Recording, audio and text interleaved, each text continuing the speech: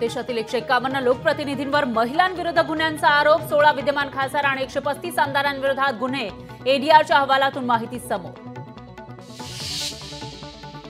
चंद्रशेखर बावनकुळे 2 दिवस अमरावती दौऱ्यावर, आगामी विधानसभा निवडणुकीच्या अनुषंगाने महत्त्वाचा दौरा.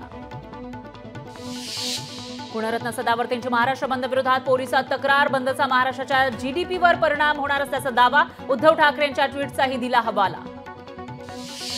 पुण्यात गाड्यांची तोडफोड करणाऱ्या आरोपींची पुणे पोलिसांनी काढली धिंड, 5 आरोपींची अरबडा परिसरातल्या आंबेडकर नगरमध्ये काढली धिंड. बदलापुरातील पीडित मुलगी आणि आईबद्दल पसरवले खोटे मेसेज, बदलापूरच्या चामटोली गावातून 21 वर्षीय तरुणीला अटक, ठाणे सायबर सेलची कारवाई.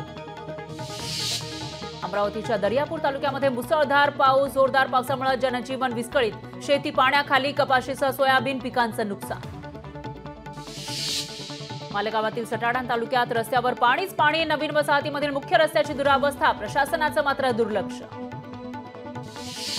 सायबर चोरट्याकडून इंजिनियरची 1.25 कोटींची फसवणूक, शेअर बाजारामध्ये परताव्याचं दाखवला आमिष, मोबाईलवर लिंक पाठवत घातला गंडा.